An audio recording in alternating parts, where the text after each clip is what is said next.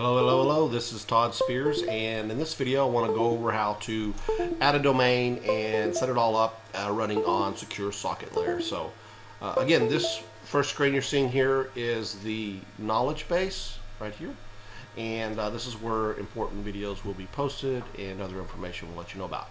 So the first thing I wanted to talk about is let me review here. First of all, it's a test domain. It's just a placeholder. Because I wanted to really demonstrate how to do this with add-on domains, because with a root domain it comes set with the cPanel IP, alright, and you find your IP in the server information from video 1. So that's the IP of everyone, all the add-on domains that get set in the beginning. And of course this is the IP manager, which allows you to change your domain's Class C unique IP addresses. Alright. Well, one of the first things, and I see this happening a lot, is that when people set up their root domain, it can be something that they're, just a placeholder, like they don't know what they're going to do with it or whatever. And they add this domain, and then they start adding all of these add-on domains, and they forget about this domain and continue working with these. Well, one thing that is very important to do is when you do that and you don't put anything on your root domain, you end up with this, okay? And Google can find this, and they can index it, and you don't want them to see all of these domains in the same account. So it's very, very important that after you create your first domain, you probably will install WordPress. But if you don't want to install WordPress, you could simply go to File Manager, go to your public HTML folder, create a new file, call it index.html, and create it. Now once you've created it, you want to edit it. And then you can simply just edit it and put anything here you want. I'm just going to say coming soon. All right, and then I'm going to save my changes.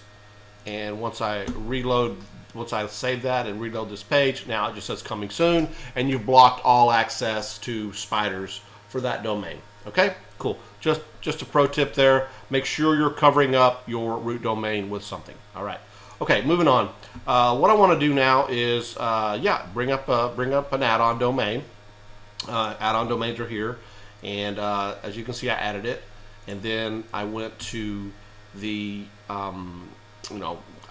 even if you know it's IP, that's fine. You go in and get it. You can see right here it's set to the root. So then, after I set it to the root, then I come over here to Namesheet. And I'm going to make sure I register, again, those domains. Let me just double check everything.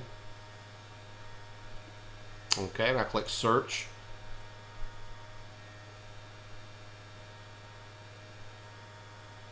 And when this loads, you'll be able to see both of those name servers registered to that IP, NS1 and S2. My domain is actually pointing here, so everything looks good to go. I'm going to go ahead and set this back here. All right, so now once we've got that done and we know that it loads correctly, that's not the one. That's not the one. Okay, right here is my six-pack abs for men. There's nothing on there. It is completely blank. All right, so now what I want to do is install the SSL. So how I do that is I can come up here and go to my search bar and just type in Let's, and it'll pull it right up. It's also found in Security, which is this section right here, Let's Encrypt SSL. So now we want to do a few things here. First of all, we want to find our domain we want to install on and issue. Okay. After we make that issue, what I want to do here is get rid of the mail. I don't want to secure mail. There's really no point in me doing that. And sometimes it gets tricky when you want to download mail from this client. Just don't use SSL. You can experiment with that if you want, but this is the way I do it, and I have no problems. So I do this, just the www. I don't want that either, just www, okay? Then I click issue. All right, now it's installing that onto the root IP, and it should be good to go. And there it is. The certificate is now installed onto the domain. So that's all good to go. That's basically it. That's how we want to install the Let's Encrypt SSL. Now the next thing I want to do is install WordPress, okay? So we're going to install WordPress here. We're going to go install now. We're going to select not this, but this. All right, we want to remove the WP folder and come on down. Now we got to have something in here. I usually put just something in here so I know what I'm looking at. because all those default templates look the same. So I'll just call this six-pack abs, and yeah, it doesn't matter. And let's see, I want to go ahead and get that password. I'll need to log in there in a minute. Let's save it over there. You can change, this to a real email. I normally do change this to a real email. No one's going to see it. It's in the back end in your database. This is so you can recover your password and things like that. Now, it's up to you there, but make sure you can check this email, okay? Or you're going to have to change it later. Either way, let's just go ahead and select one of these, and I also like to use limit logins and install. Okay, so this will take just a couple seconds and it should be done. Okay, now that that's done, we're on this page right here. I'm just going to simply click right there, and it's going to automatically redirect and log me in. All right, cool. So now I want to go to plugins. I got one more plugin to install. Add new, and I'm going to look for a plugin called Really Simple SSL.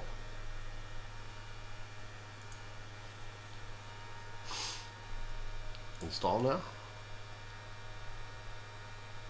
and activate. Now it says no SSL was detected. If you have an SSL certificate, which we do because we installed it, try to reload this page over HTTPS. So I click this right here, reload over HTTPS. Now it's going to ask me to relog in, so I need to get my password, and we're going to remember me and log in. All right. So now here I am, almost ready to migrate to SSL. And what this is going to do is change. It's going to activate everything up, and it's going to go. Basically, what that did is a couple things in the background. I'm going to log in again. All right, see what it did here? It put in the S's right here. Okay, these are very important. These are very important to do after you've installed your certificate. You want to make sure you change both of these to HTTPS. Okay, and that is pretty much it. And now you can see that I am loaded right here. Let me drop this down a little bit. Oh, let me unlock it like this. Okay, you can see that I am secured. All right. So that's all good to go. Now the last thing I want to do here is, if I wanted to, if I'm, going to change this from, okay, let me go change this from the, when I'm in, I gotta go to control panel here. I want to change the IP address. Okay, I don't want six-pack abs for men on the root IP. Okay, so now I'm going to go in here and change it. I know it's doubled up there, but now I just want to pick a different one. So let me pick that one, and then any of these that you want, doesn't matter, random. Okay, now I'm going to click change. All right, and so now this is my new IP. Okay, this is waiting a little bit to complete.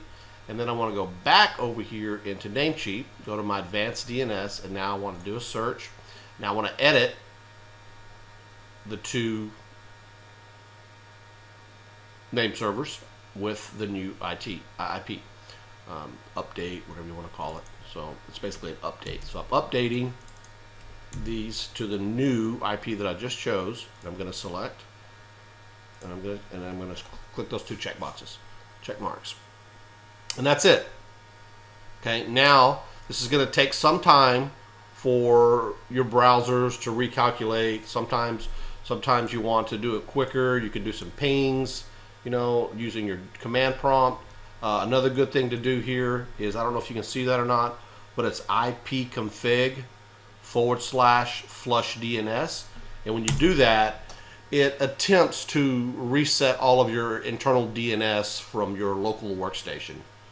A little technical, but I'm just telling you that sometimes your local system will cache that IP and get you all screwed up, and you just got to wait and wait and wait forever.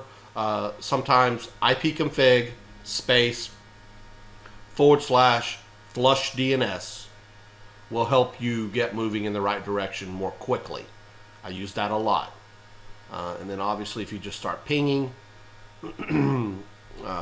ping six-pack abs for men,